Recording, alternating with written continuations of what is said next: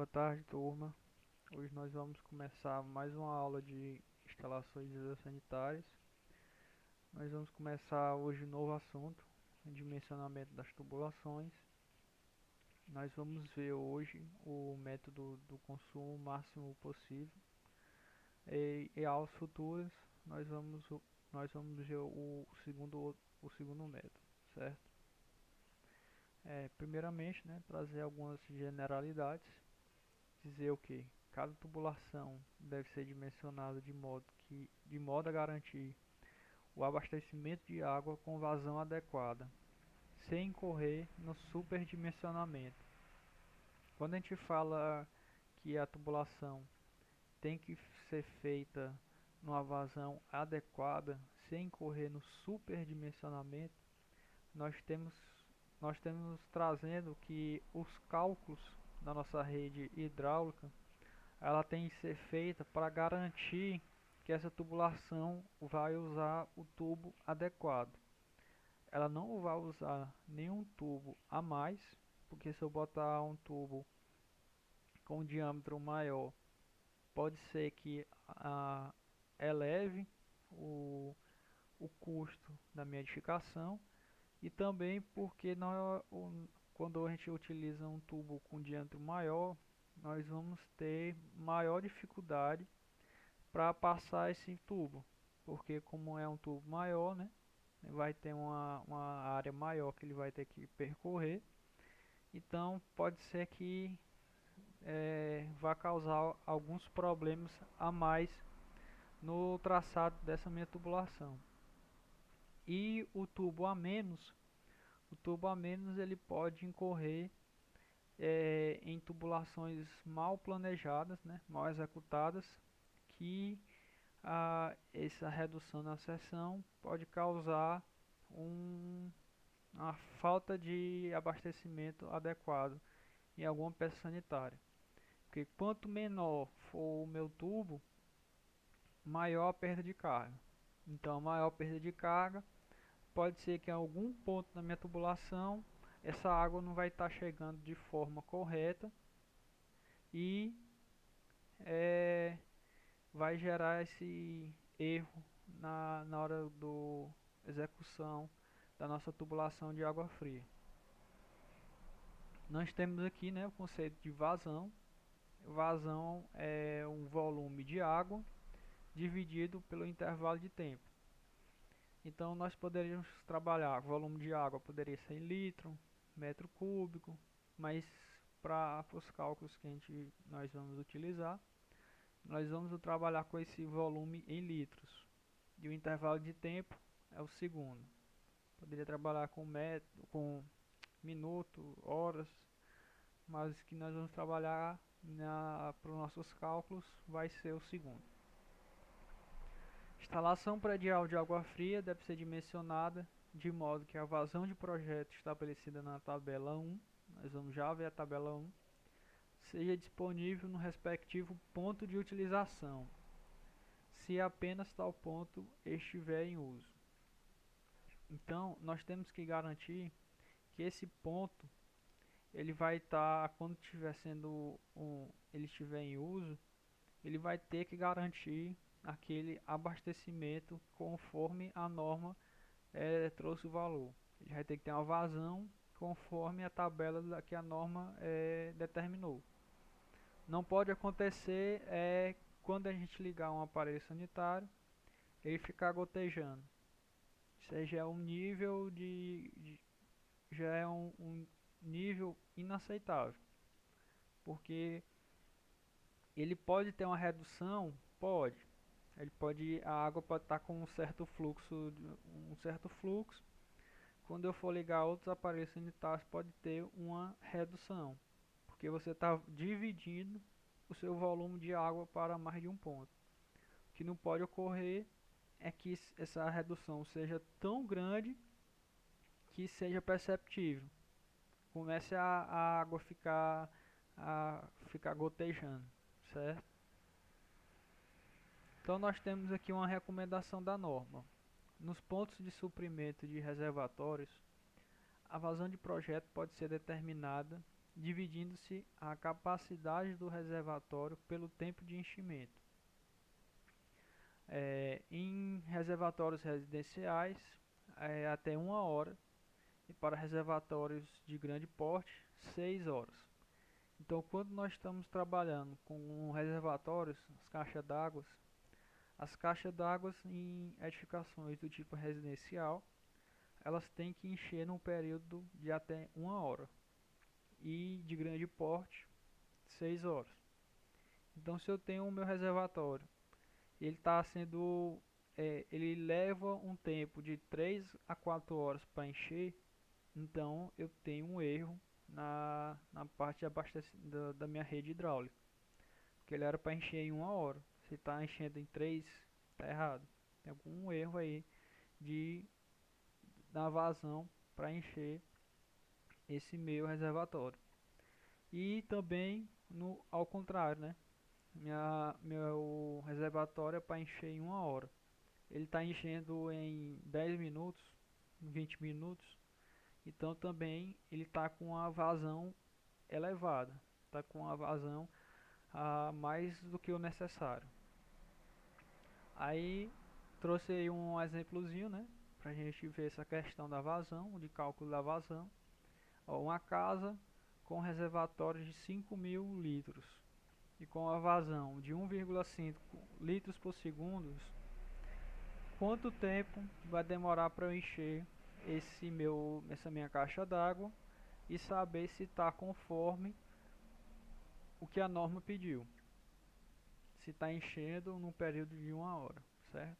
Vocês vão fazer esse cálculozinho aqui e me falar, né, se está dentro do que a norma pediu ou não, se está a mais ou está a menos, a vazão está a mais ou a vazão está a menos, tem algum problema, ou se está tudo dentro dos conformes. Próxima aula aí vocês me dizem qual foi o tempo de enchimento aqui dessa caixa d'água. Nós temos aqui algumas informações que a norma trouxe, né, relacionadas tanto com velocidade como pressão.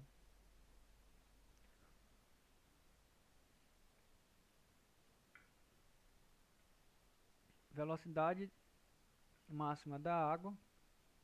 Então, quando a gente for calcular a, a tubulação da nossa de edificações, nós temos que considerar essa velocidade aqui, ó, como sendo máxima. Então, a minha tubulação, a água dentro da minha tubulação, ela nunca pode passar de 3 metros por segundo. Porque quanto maior for essa velocidade, maior o risco da minha tubulação poder estourar em algum ponto. A água está numa velocidade tão grande que em determinado ponto ela pode estourar alguma parte da minha tubulação. E nós temos chamar a atenção aqui, ó.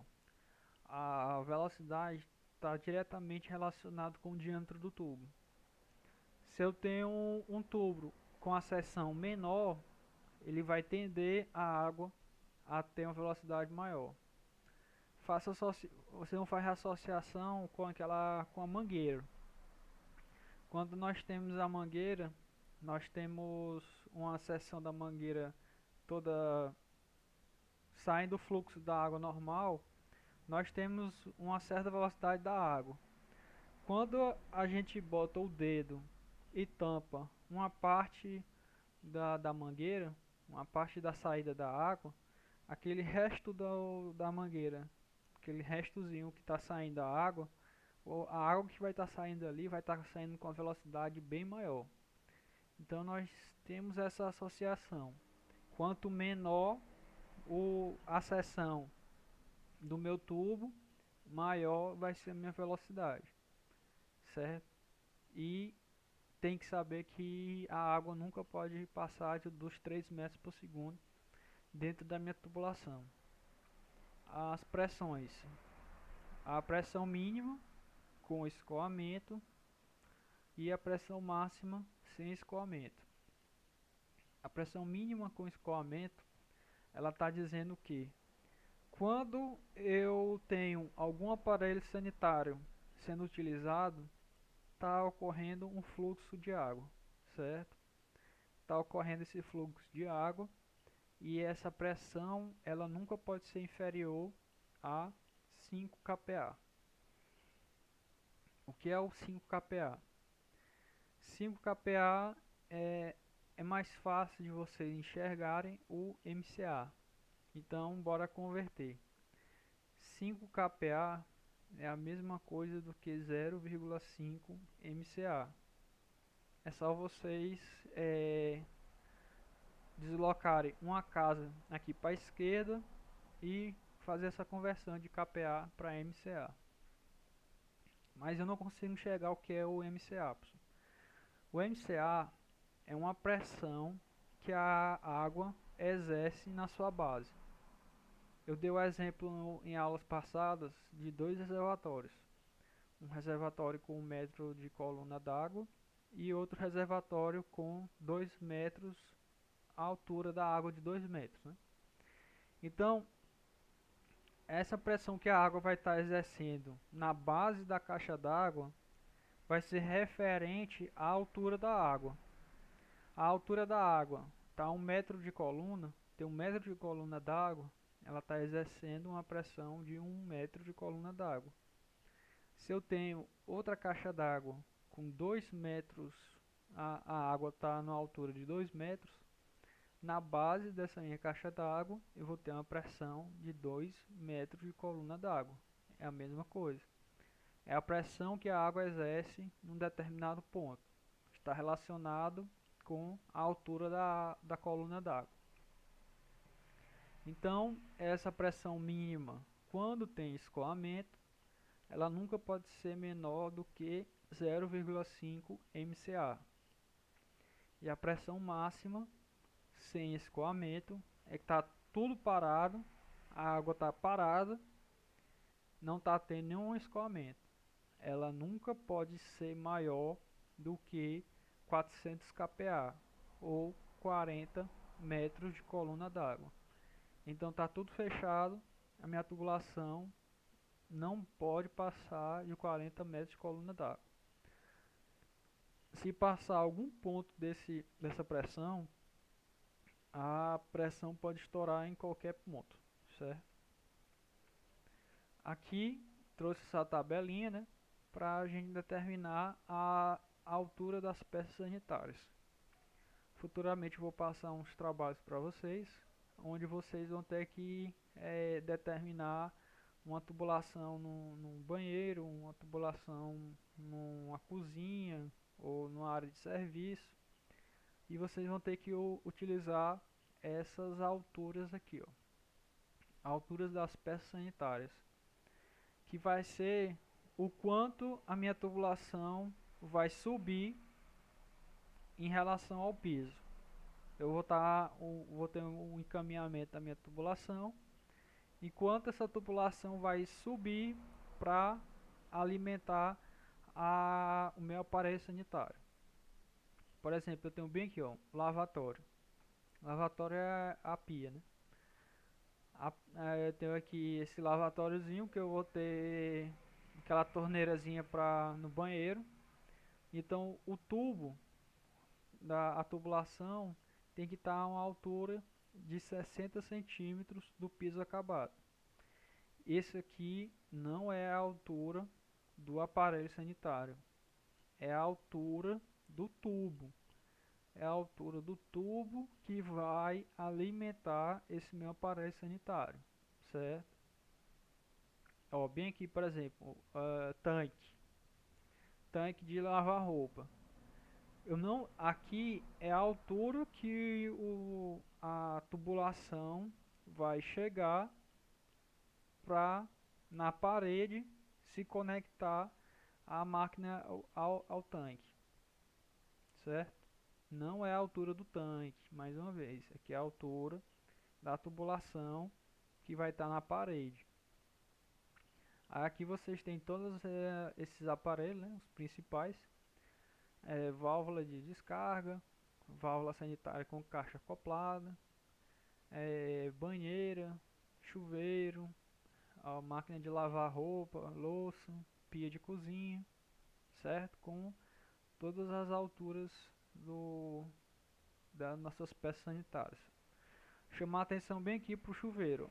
O chuveiro ele trabalha com esse intervalo de 2 metros a 2 metros e 20. A tubulação pode chegar a 2 metros ou 2 metros e 20 em relação ao piso acabado. Aí aqui a norma trouxe as vazões de projeto, tabela 1. Aí aqui vocês vão pegar todas as vazões de projeto em litros por segundo. Ó, lavatório, torneira ou misturador, 0,15 litros por segundo.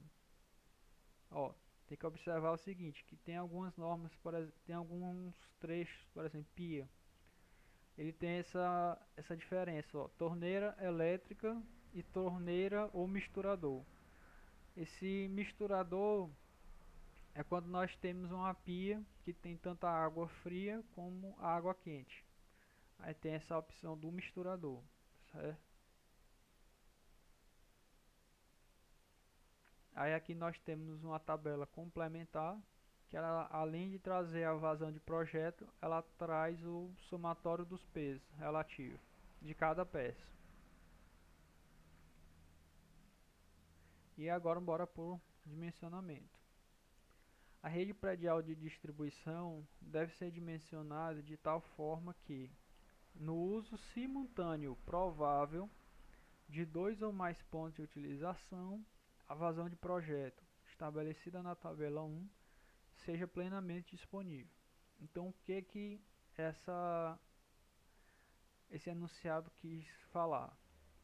Que quando a gente for fazer o cálculo de dimensionamento da nossa rede, nós temos que considerar o uso simultâneo provável de 2 ou mais pontos de utilização. E a vazão tem que ser garantida conforme a tabela 1 da norma.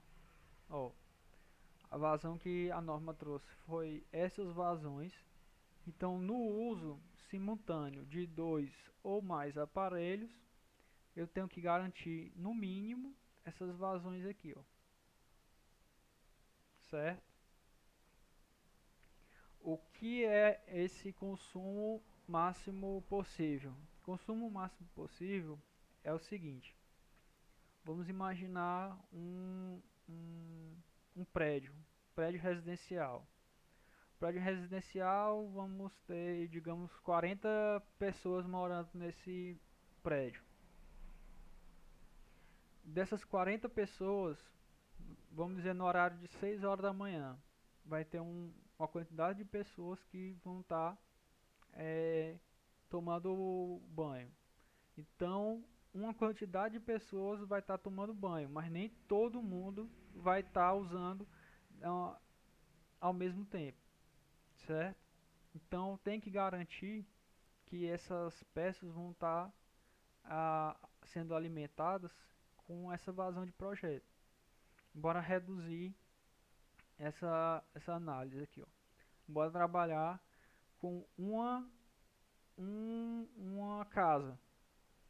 Quando nós temos o uso simultâneo, por exemplo, temos o uso de um chuveiro. O uso do chuveiro, a água está tendo com um certo fluxo. Quando outra pessoa vai ligar, por exemplo, um tanque, uma pessoa está usando o chuveiro e a outra pessoa começou a usar o tanque. Quando a pessoa começou a usar o tanque, eu não posso ter que o fluxo no chuveiro seja reduzido de um ponto que a água comece a ficar fraca. A água pode diminuir o fluxo, mas ela não pode diminuir a um ponto que dê para perceber que houve essa redução, certo?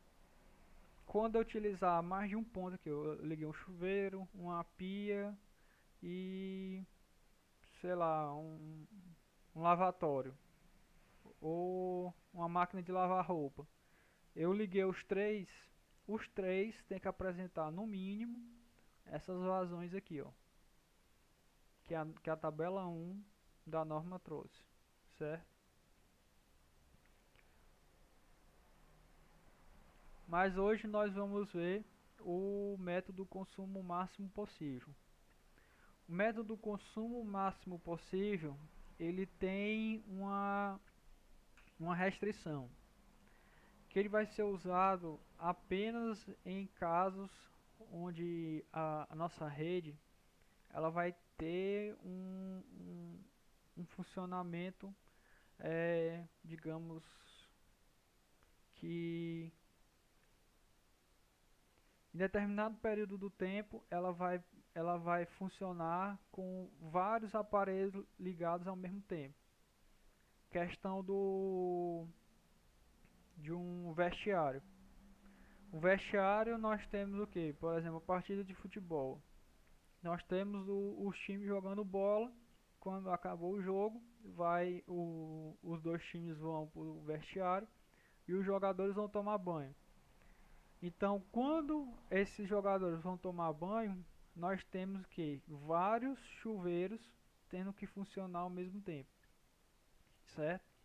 Diferentemente da nossa residência, onde nós temos que os aparelhos não vão estar sendo ligados ao mesmo tempo, já no questão do vestiário, nós vamos ter vários chuveiros sendo ligados ao mesmo tempo.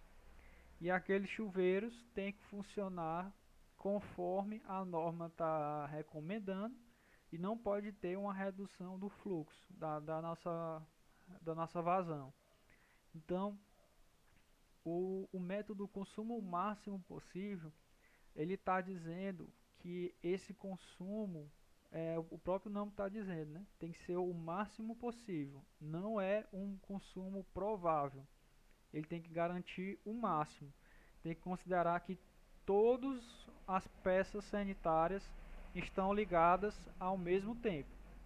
Porque se você tiver um vestiário com 50 chuveiros, você tem que considerar que os 50 chuveiros vão estar funcionando ao mesmo tempo e que todos têm que garantir aquela vazão. Você não pode considerar que 5 vão estar funcionando e os outros não vão estar funcionando. Você considera o máximo, que todos estão funcionando e todos têm que garantir a vazão de projeto, certo? Então, esse método não vai ser utilizado para todas as edificações. É o caso de edificações com essas especificações, por exemplo, quartéis, estádios de futebol, onde de uma hora para outra muitas pessoas vão utilizar os aparelhos sanitários no mesmo instante, certo? Para simplificar, nós trouxemos aqui essa edificação de um residencial, mas nós sabemos que não acontece esse cálculo do consumo máximo possível para residências, mas para simplificar, né, nós vamos ver como é que faz por ele. Ó, quando nós vamos utilizar esse método, nós temos que considerar os trechos. Tanto o método do consumo máximo quanto o consumo provável, a gente trabalha com trechos, né? O que são trechos? Trechos são segmentos da minha tubulação. Aqui eu tenho o trecho AB, que é a tubulação que vai desse ponto para esse ponto. Trecho BC, daqui para cá. O trecho DE, EF e FG. Então, quando eu falo em trechos, vocês têm que considerar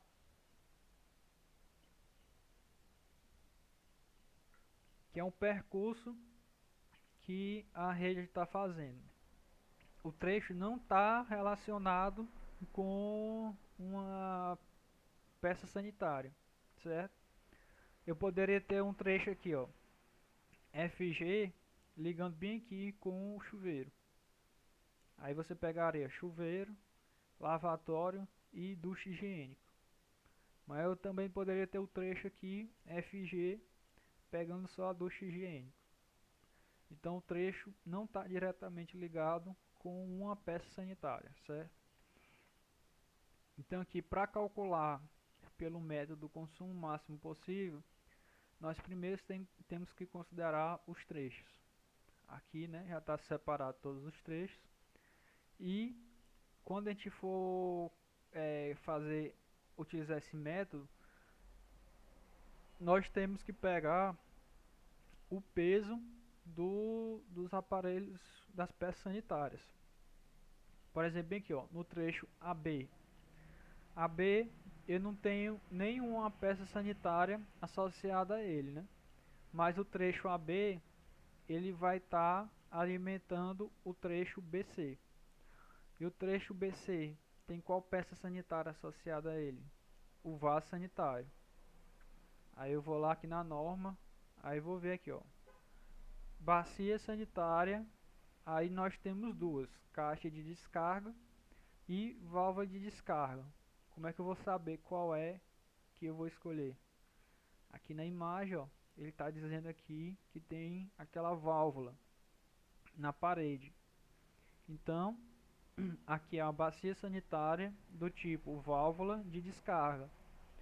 E quanto é, ó, válvula de descarga? Quanto é a vazão, o peso quer dizer, o peso de 32. Então eu vou anotar aqui, ó. O BC é 32, o peso.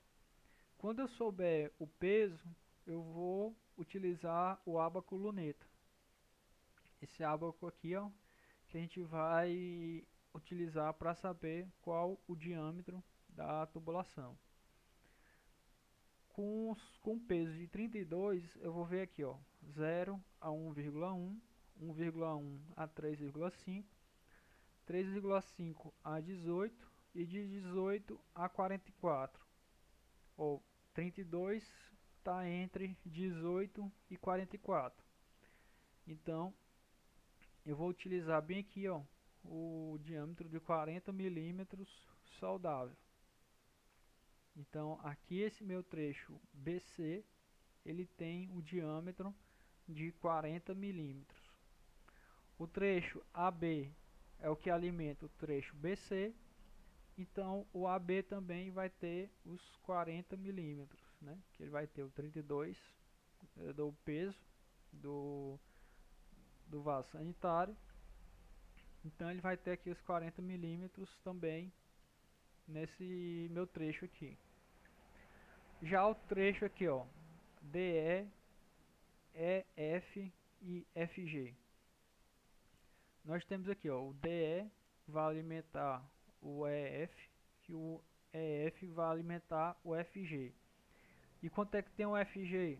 O FG vai ter torneira de jardim, tanque, pia, torneira elétrica, chuveiro elétrico e vai ter um lavatório e uma ducha higiênica. Aí vocês vão olhar aqui, ó, nessa tabela, o somatório dos pesos. Vocês vão conferir cada um, ó.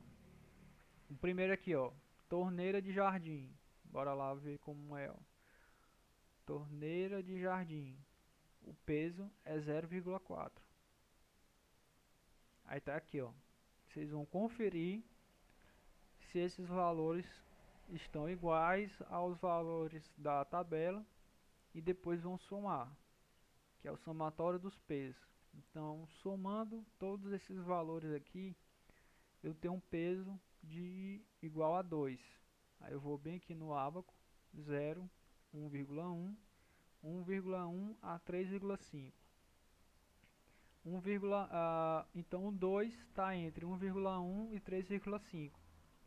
Então o diâmetro do meu tubo soldável é de 25 milímetros. Então esse trecho aqui, ó, FG, ele tem que ter 25 milímetros o diâmetro.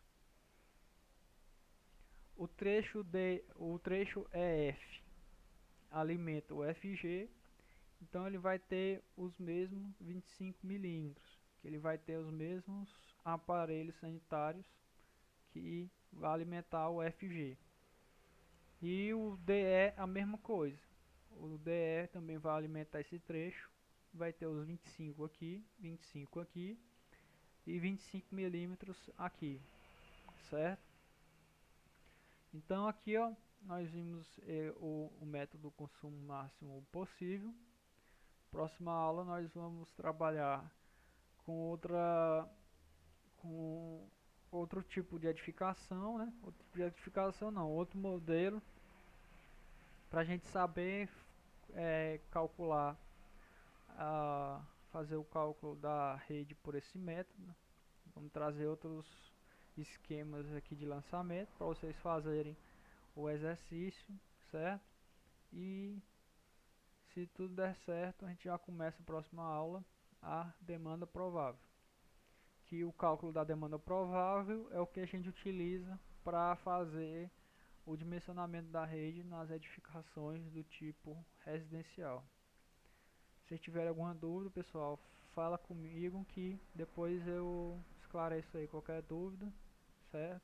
E próxima aula a gente começa aí a demanda provável. Até mais, pessoal.